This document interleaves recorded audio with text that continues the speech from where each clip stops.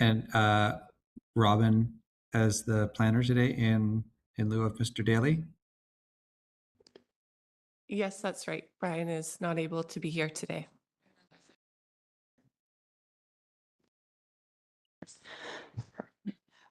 Carlos, we know they have to start the meeting. Carlos, we are live now, so you can kick off.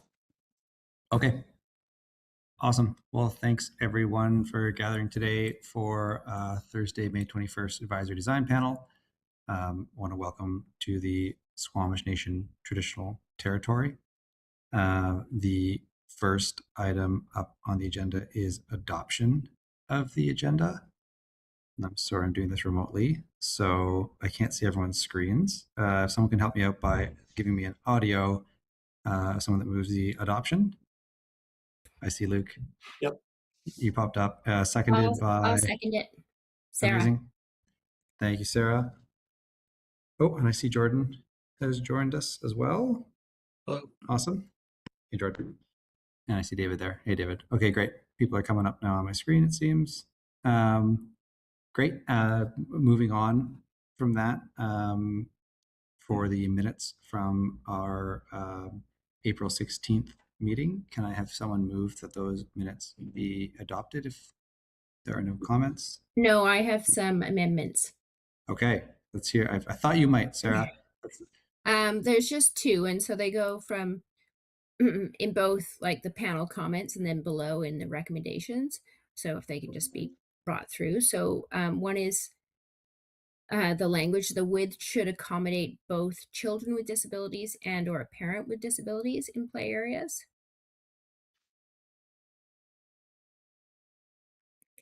And the next one is consideration of resources required to adapt the adaptable unit to an accessible unit within rental units. Sarah, can you just repeat that one more time so we get it clear? Yes. Consideration of resources required to adapt the adaptable units to an accessible unit within the rental units within that development. Thank you. That's all my comments. Thank you. Okay. I will make a motion to adopt now, though. Thank you, Sarah. With those changes, I guess I can second it on that one. And as the proponent of that project, heard for all those too. Okay, great. And with that, I will pass it over to Robin. Thanks, Carlos. Good afternoon. My name is Robin Hay, planner with the district. I am presenting on behalf of Bryan, who is unable to be here today. The purpose of today's meeting is for ADP to review a form and character development permit application for the property located at 1032 Finch Drive in the Loggers East neighborhood. The proposal includes 38 three-story townhouses organized across 6 buildings. The development is consistent with the requirements of the CD 119 zone. Of note, the site includes a streamside protection and enhancement area along the frontage and western edge of the property. There is also a public trail connection and parklet located along the eastern property line. This application has not previously been presented to ADP. Staff are generally supportive of the proposed site layout and are seeking ADP's feedback primarily on the project's interface with Finch Drive, as this frontage will play an important role in the overall streetscape character. While not highlighted in the report, staff are also interested in feedback on the public experience of the trail and parklet, as these areas may read as private spaces. Staff would appreciate suggestions on design elements that could help make them feel more welcoming and publicly accessible. With that, I'll turn it over to the architect team for their presentation.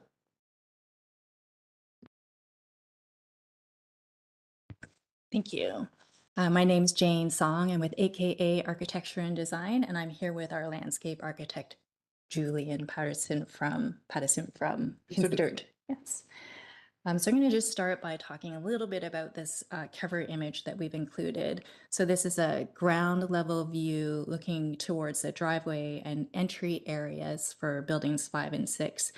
You can see some of the architectural and landscape features of the project there here at the ground plane, including the tree and planting areas, the front stoops, privacy screens, as well as the accent panel beside each entry door, which incorporates a light fixture, the unit number, and the doorbell. And just so you know, I've changed the order of the PDF, so it's not exactly the same as what was submitted to you guys. This is just to make it easier for my presentation.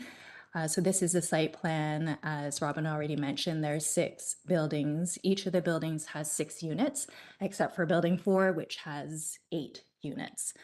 Some of the other features that she already talked about is the SPIA, so the Stream Side Protection Enhancement Area along Finch Drive, which really, sorry, and there's also an existing ditch along Finch Drive that we do need to keep. And so this does limit our opportunities for streetscape enhancement along that edge. So currently the only things that cross over that ditch and SPIA are the driveway entrance to the central lane, and then also this community trail that is accessed over the ditch from Finch Drive. This is the community parklet that Robin already mentioned, and Julian will talk to you a little bit more about those features.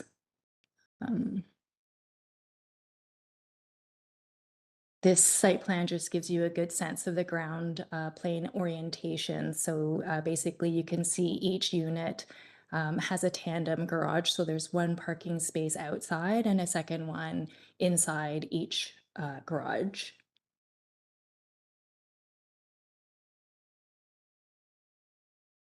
I was just going to quickly run through one floor plan because they're fairly typical across the site. So this is a closer view of the ground floor plan, fairly typical, I think, for a 3-story townhome in Squamish. We have one parking space inside, as already mentioned, plus ample storage space towards the back of the garage, as well as direct access to the backyard patios. Again, on the second floor, just a typical open living room, dining room, kitchen scenario, along with a little powder room for each unit. And the top floor, again, three bedrooms plus 2 bathrooms, which again is fairly livable for most families. Just going to speak about the roof plan slightly. So here you can kind of see that, for this project, rather than articulating and differentiating each unit individually, we approached each grouping of townhomes as one cohesive building, which you can kind of see through this. This is a continuous gable that crosses the entire building. And then there is a series of gabled dormers, that kind of are arranged to create a rhythm across that building and each facade. So it looks more like a unified whole. And so that's what it looks like in elevation. So you've got this continuous roof plane plus these those gabled dormers that just hopefully make it look more like a simplified version of a townhome building. So architecturally, when we arrived at this, we sort of liked that simplified and uncluttered appearance, which we don't always do on our townhome projects. Also, we should mention that we're in a wildfire interface zone, and so this actually influences a lot of our architectural and landscape design decisions. For example, we need to use all non-combustible cladding and soffits. So here we are mainly using hardy shake as our primary siding material and the hardy panel as our secondary material. We're also using metal siding in a simulated wood pattern so that we are still experiencing that warmth and character as well as the texture of wood on this project. And as for color, this is where things get a little fun for us. We chose to feature a prominent color for each of the buildings. So there are 3 color palettes for the overall development, red, blue, and a neutral scheme. And every scheme also has an accent panel and a complementary door panel. And if it isn't obvious, I hope it is, this is the red scheme. So it's kind of like a brick red color that we've chosen for this building. And I'm going to go directly to what I hope is obviously the blue scheme. So we've picked, this is, I mean, you guys are not in here in person, but we did bring a materials board. This is kind of like a dusty, you got like a dusty grayish blue for this building. There's some consistency in the accent colors. And then our third color scheme is more of a neutral palette. So this is where we've mostly used the warm white and lighter and medium gray tones, along with that an accent color. So those are the 3 different color schemes. And this is not in your package, but I just included it for today because it's this funny little site plan elevation diagram. And this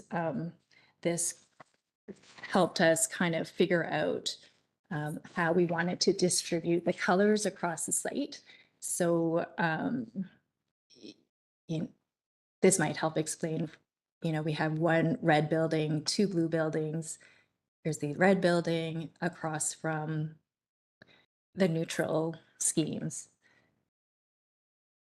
So while the different palettes are meant to stand out from each other and create distinction between the buildings, we also wanted them to complement each other or kind of talk to each other across the street, which is kind of why we have these lighter toned bays in the colored buildings, just so that there's a little bit of a cross reference around the entire site. So the kind of like still ties together somehow. Yeah. So that's that. And I'm just going to fly through these. I feel like these are the rest of the building elevations. Very consistent between the front and back, how we're treating the overall roof design and elevation. So again, blue, red, the neutral palette with the pop of color. This is the Finch Avenue, the south elevation that Robin directed ADP to ponder a bit.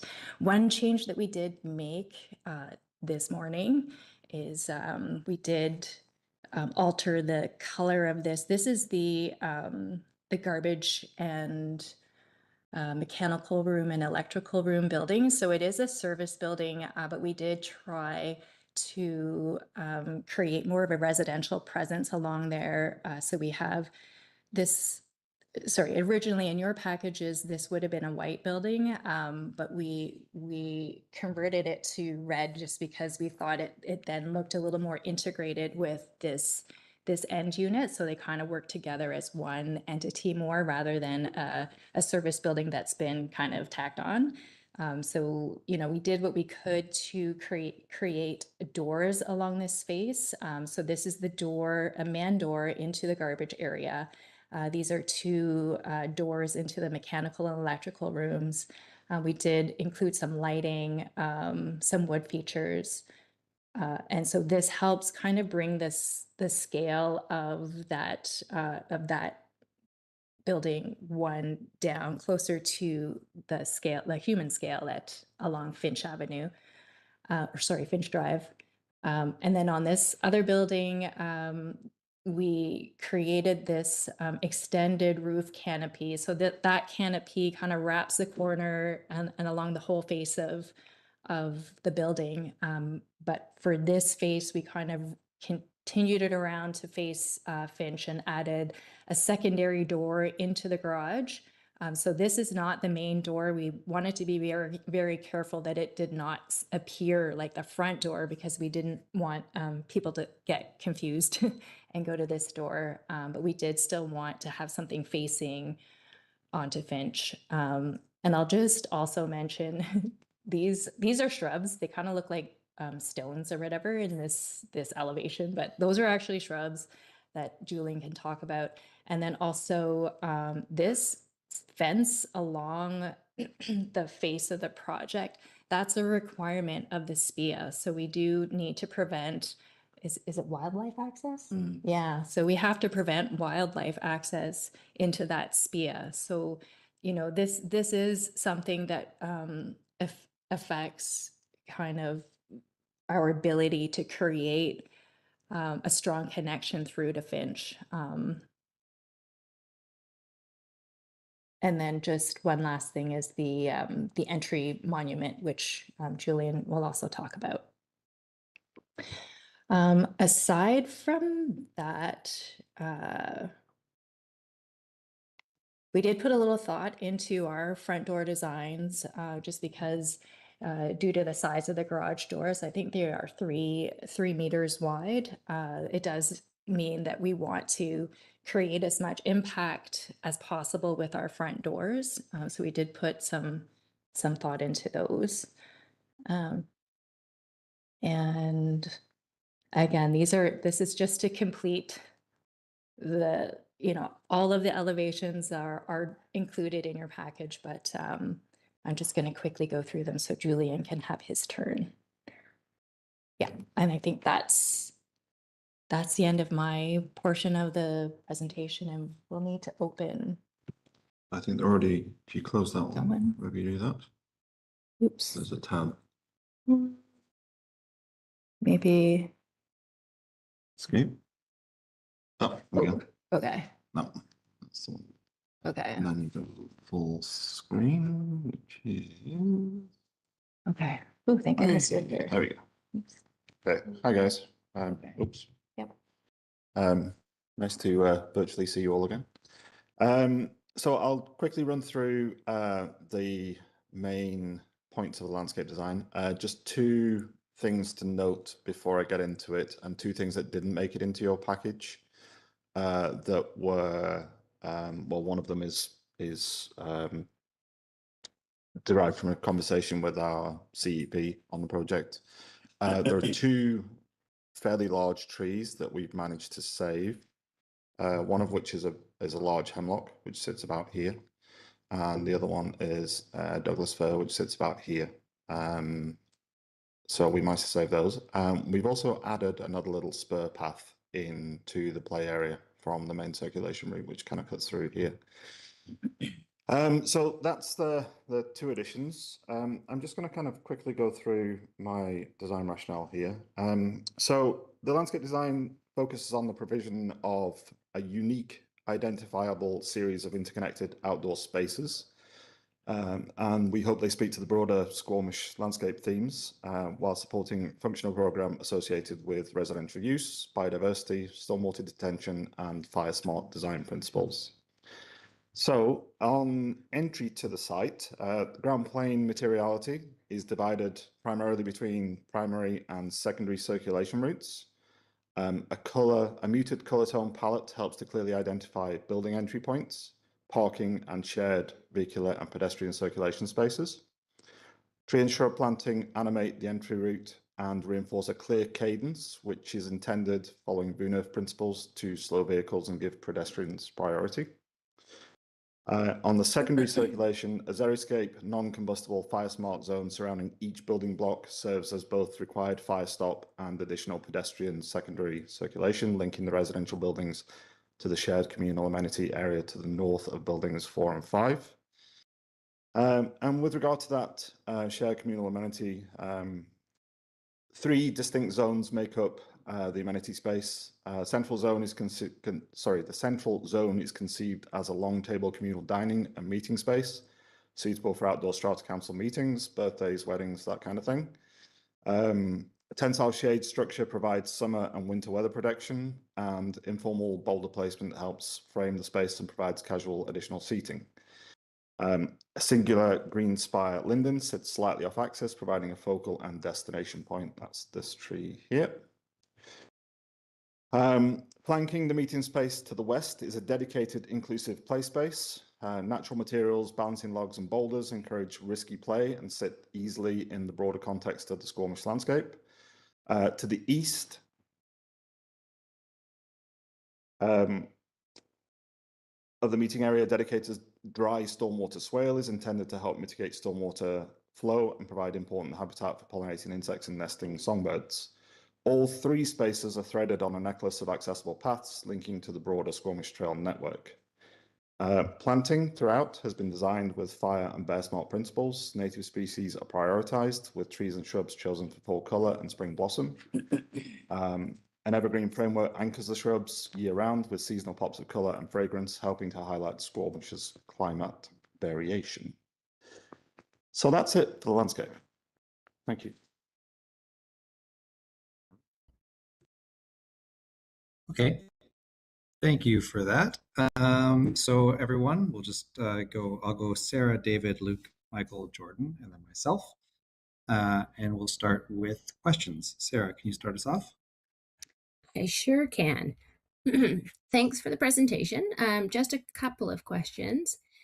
In the landscape drawings, the long table, and it looks like they're movable benches. What are the actual measurements? Because they are a little bit off. It's saying that it's 1 millimeter or something like that. So am I to assume that it's like a meter high, or?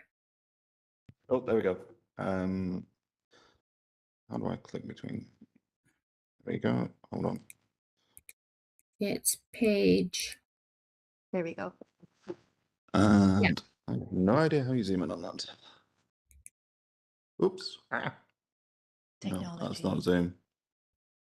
Like Control and then the mouse, the mouse wheel. Hold control. Where's control? Alt control. Sorry, I'm it's too. often seeking Nope. control and can't find it.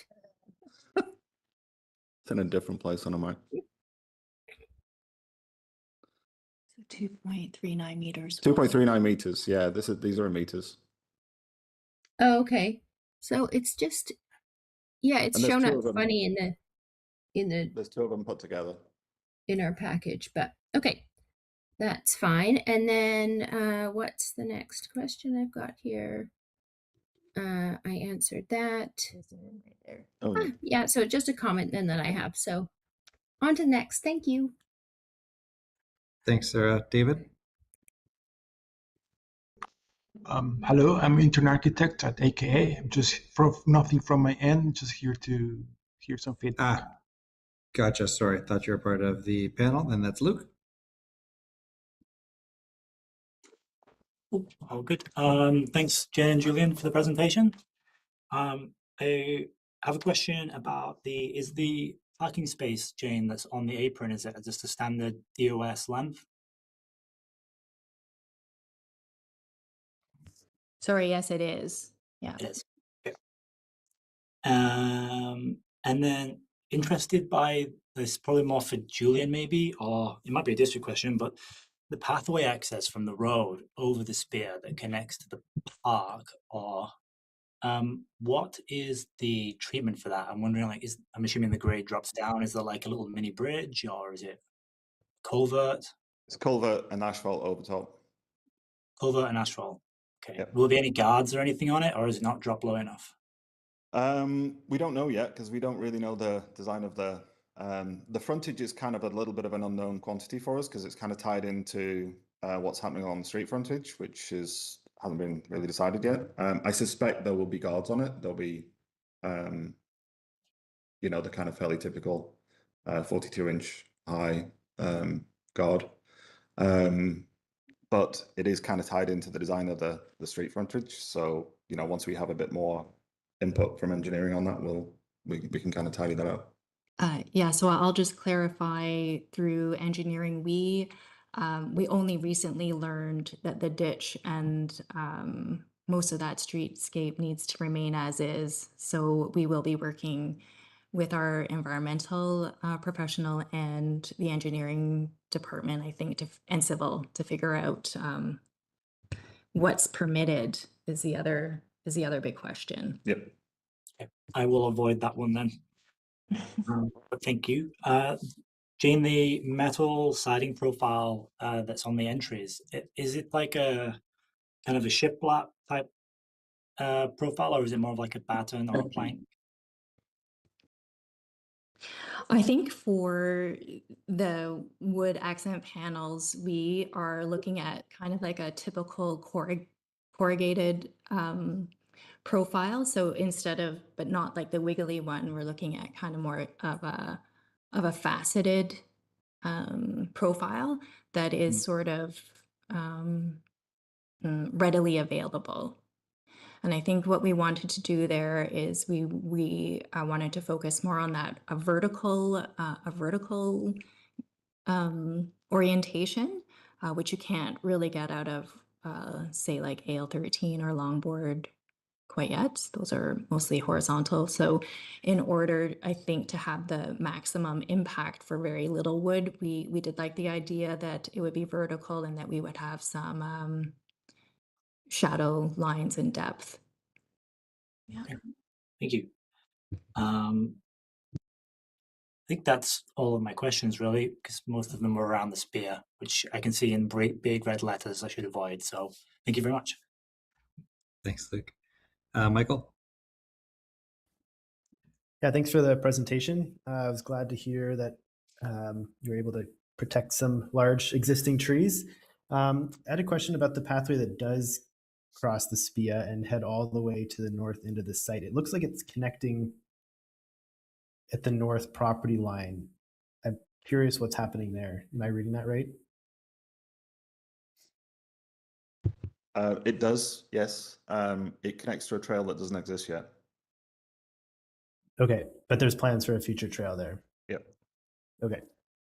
I guess one of my questions was also about the lighting plan. Is there also building lighting that is sort of also supporting the landscape lighting to light the site? Yeah, so it is in the package that was distributed to ADP. I kind of skipped over it, but it is in your package. There is a lighting plan. So in addition to the lighting that Julian included in the landscape plan, there is some soffit lights. Sorry, there are also dark sky rated. They would be in the soffit over each driveway, in addition to the wall light that's at the entry. Sorry, Okay. and I can tell you what, anyway, it should be there in your drawing package. It's drawing A 1.03 or 103. Is the future trail connection, is that like a recreation trail connection, or is that what's the purpose of that trail? Yeah, recreational trail, yeah. Sorry. Yeah, recreational trail. Like, I can probably just chime in. So the trail is envisioned in the neighborhood plan. So at a future date, when the development on I think that's the north side Yep.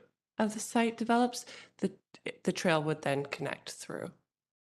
Okay, I think what I was getting at too is that one light at the corner where the trail enters the property. I'm just wondering if that trail will be lighted, and that's the expectation, and that's why there's a light there, or maybe that's a comment I can have later, unless there is a kind of a rationale for the light there. Yeah, we also had the same question. So that's right why we put a light there, because we thought it was going to be a pretty dark little corner if we didn't have a light there. Okay. Yeah, I guess, okay, I'll leave that one there for now. I guess, can you just describe a little bit the rationale on the snow dump location, and if you think there'll be other areas where snow will need to be dumped? that one. So yeah, snow dump location at the end here, and at the end here. So they were essentially just at the ends of these roads where we kind of figured that they were the most logical places to have them. And we had a Okay. little bit of space essentially on both of those places to be able to do that. Okay, but there could potentially be cars parked on that row blocking the snow that one, yeah. I guess so. Yeah. Potentially you might have a car parked here. No cars parked here. Okay. And then the other question I had is about the so the trees that you have in front of each unit between the parking spaces. Is that a pin oak? Is that what's Yep. specified there? Yeah, Quercus palustris, yeah. And what sort of soil volume have you provided in that planting area? We haven't done the detail for them yet, but I would aim for about 1.5 meters for each tree. Cubed. Like a cubic meter per tree? A cubic 1.5 meters. Okay. I mean, ideally, it would be nice to do an entire trench all the way under, if budgets allow, and then do structural soil or something like that, because they're all in a line essentially. So we could do the trench all the way through, which would give them obviously a lot more soil volume depth. So that is something that you are doing, or we haven't detailed it yet, but yeah. Okay. Now I'm thinking about it. I think it's a good thing to do. Pin oak's quite a large tree. Yeah, totally. Okay. Yeah. Okay. And then I guess one other question I have is, did you consider using conifer trees in your tree? We did. We do have some, not many, because of FireSmart. We were trying to minimize them essentially because of the FireSmart regulations. So they're mainly broadleaf deciduous, and the coniferous stuff is really used as kind of anchor points, mainly on the trail. The deciduous is more because of obviously the seasonal changes, fall color, which you're not going to get with coniferous. And we felt it important that those kind of seasonal changes are marked as part of the landscape design. So that's the reason why. Yeah, and I do believe that per the FireSmart guidelines, you really are supposed to limit coniferous trees. Yeah. I might have missed it. They use sparingly. Yes, where were the conifer trees? We've got some. Let's go to up here on the edge of the trail, basically. Which one? Those are. Sorry, I can't zoom in. I think I figured it out, didn't we? Oh, there we go. Where do you need to go?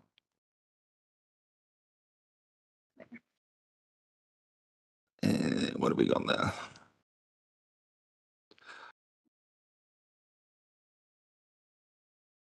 Those are the October Glory, the maples, looks like. Not as coniferous, no. Oh, but I think that's the ones you were. Yeah, actually, you know what? I think we might have got rid of them. Yeah, I lied. Sorry about that. Yeah, no, we got rid of them. Okay. Yeah, originally we had them as coniferous up there, but then took them out because of the FireSmart stuff. So it's all deciduous. Okay, I think that's all the questions I have now. Thanks. Thank you. Jordan? Sure, just 2 questions. The first one is, what's the intended age range for the play area? Well, we want it to be as inclusive as possible. So that's the reason why we're specifying the type of equipment that we are. So if I see the button to go to the next one. Oh, you want to go then here? Keep going to the details. 6. Yeah, it's this type of stuff. So from toddlers up to teens, basically.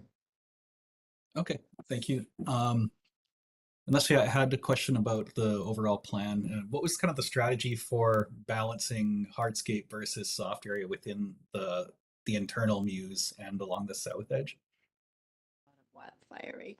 Wildfire, Okay, essentially. so as someone who works more in the lower mainland, could you explain what the constraints generally are without quoting the whole Yeah, policy? so there are 3 zones to the wildfire requirements. So you've got a 1.5 meter non-combustible zone, which is that's Okay. 1.5 meters from any protrusion of a building outwards.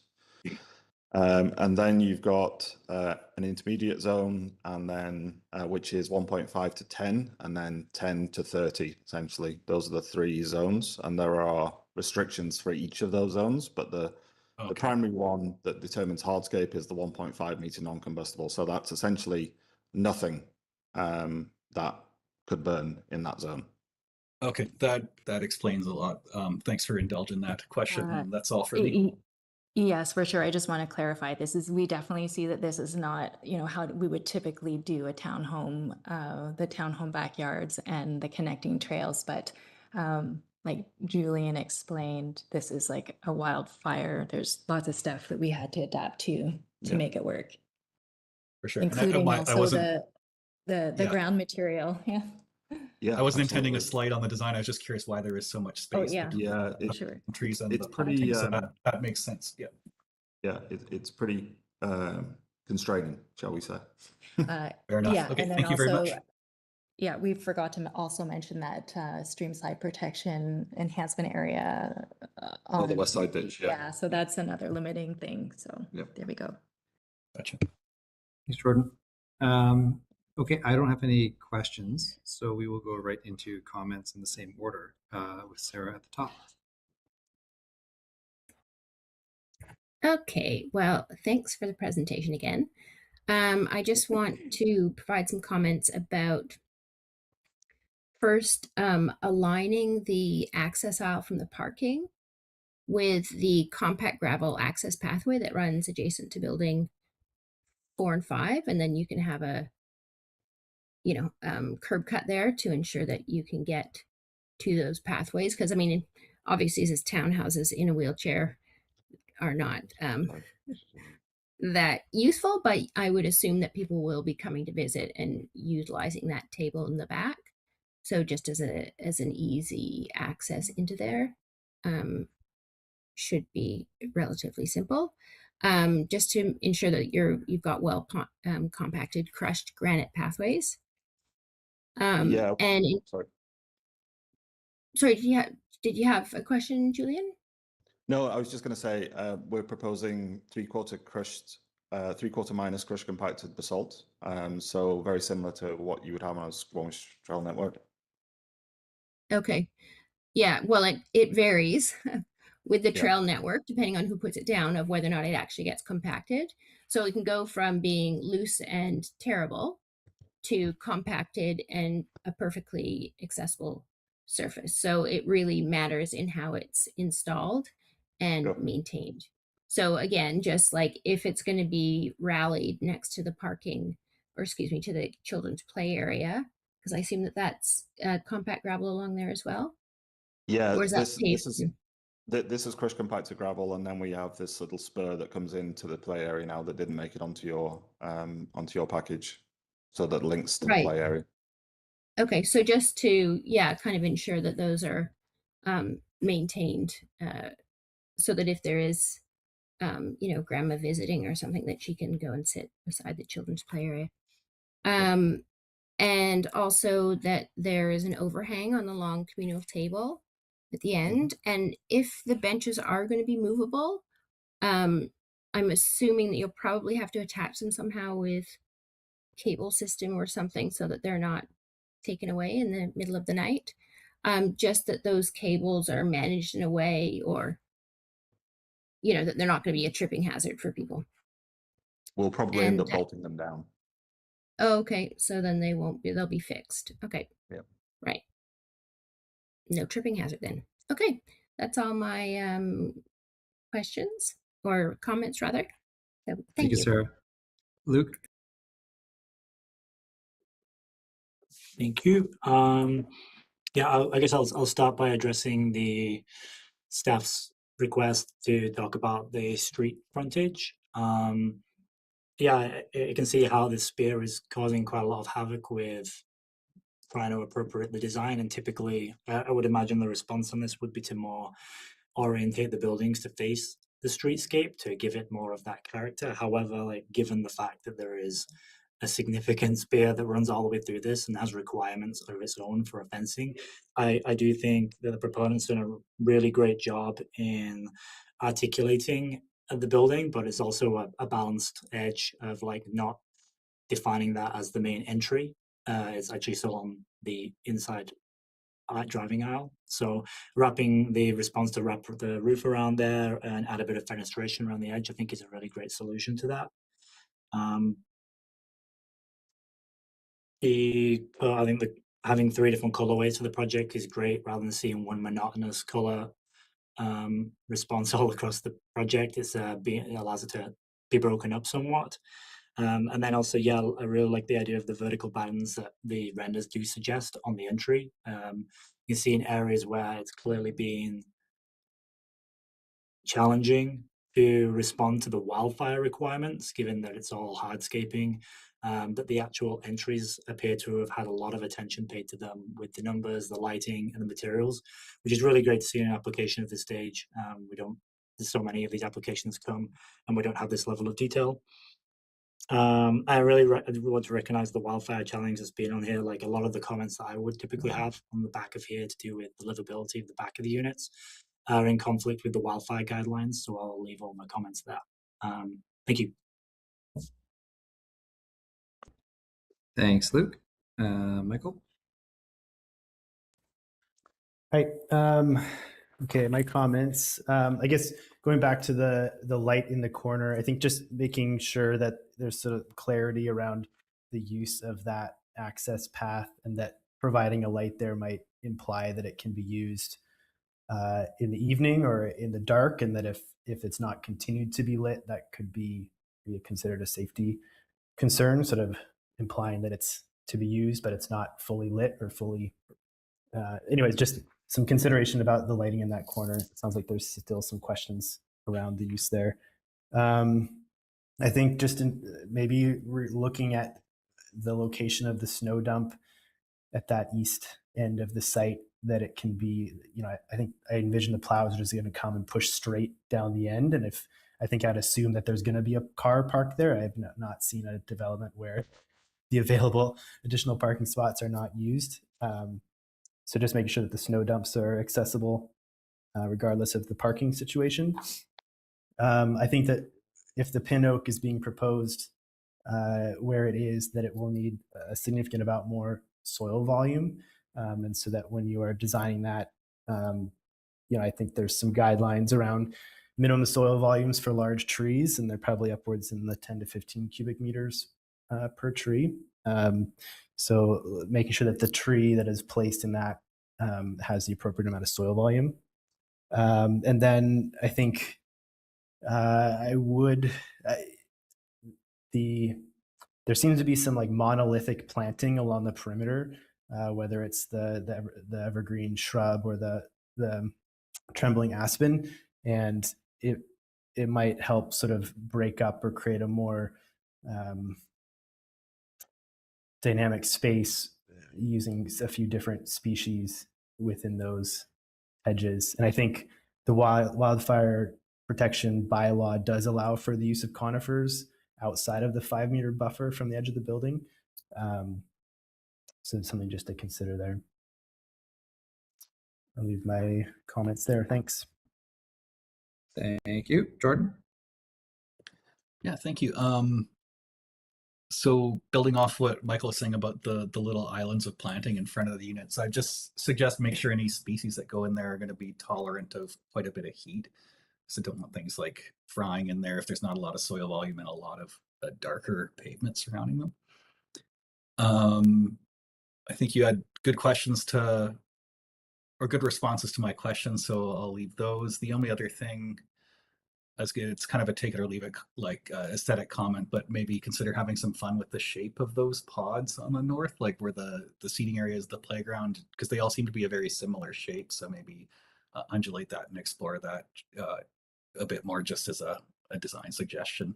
Otherwise, like I think it's a really contemporary, cool looking project, both in the architecture and the landscape. I think it's like very sort of modern Squamish. So excited to see it. And yeah, thanks for sharing. Thank you. I'm going to jump to Sarah for one add. Yeah, I just wanted to add that a curb cut should not only go in the aligned kind of access pathway from the accessible parking, but also in the east-west access between buildings 5 and 4, so that it's easy to roll into that public space. That's it. Thanks. Thanks, Sarah. I guess that leaves me. So just thank you very much for the presentation. I think overall it's a super attractive assembly of buildings with a lot of diversity for a fairly small project on a relative basis. Agree with Luke. I think the street frontage is acceptable. That SPIA seems to be a nightmare. I'll make my comment here that I think it's a little wild how we treat ditches, especially in areas that might actually get upgraded with road infrastructure. I understand that this is essentially on an area that was a former river itself, so maybe it's more complex than my simple developer mind knows, but I know it can be a nightmare to work on. I also know that there's a lot of requirements that were placed on these parcels when you look at the master plan. Like there's a lot of, I'll say, a public asset that gets pushed onto private development. You know, I think this will be a rich neighborhood when it's complete. Hopefully we'll see all these projects that are proposed completed, but it is this example where you're seeing kind of a lot of requirements put on these public parcels. And I think in this instance, it's just going to add to the value of that development. But I do wonder, like, you know, if we put this park underneath the hydro line where you can't do anything else that's walkable for these people in the neighborhoods, could you get a few more units within this parcel? And isn't that kind of what we want to do in a housing crisis? I don't know, just a question. I also think looking at the species list, and I'm no landscape architect, but there seems to be quite a lot of fire resiliency there. So I don't know if you're going for some sort of like a competitive project here with the amount of fire resilience in the landscape, but it's clearly evident. Probably makes us need to think a little bit about these guidelines and how closely we want to enforce them too, if we want to have a diversity of landscape types and backyards that are more than just patio stones and pavers. So something for staff to think about a little bit as we see the realities of these often conflicting requirements come across our plates. So I think that answers the feedback that the district was looking for. So I will flip to, if there's nothing else, I'll flip to getting to our recommendation. And so we always have 4 potential recommendations. First, that advisory design panel supports the project as presented and does not need to see this project returned for further review, which is A. B, that the advisory design panel supports the project as presented and would look like the applicant to work with staff to resolve the following recommendations. C, that advisory design panel supports the project as presented and would like the applicant to resolve the following recommendations in return to present to the advisory design panel, or that B, the advisory design panel does not support the project for the following reason. I would like to make a motion for B, please. Thought you might. Thank you, Sarah. So the kind of salient points that I jotted down here were alignment of pathways between building 4 and 5, including curb cuts, both between that building and on the east-west access, an overhang for the table, and then an understanding of accessibility around that space and the interconnectivity there. I think there's a consideration of the light for the trail. My guess, Michael, is that might be coming from the district of Squamish as a requirement in anticipation of a future trail connection, but definitely something to consider as we think about SEPTED design. Consideration of snow dump location or locations, and then soil volume for the pin oak specifically, and I think landscape overall and the heat that might be experienced in that area. Is there anything I missed there on those recommendations? No. If that's the case, I will. I'll second your B with those as a specific one, and all in favor. Looks like everyone on the panel. Okay. Thank you very much. Thanks, guys. Thank you. Thank you. Awesome. Thank you.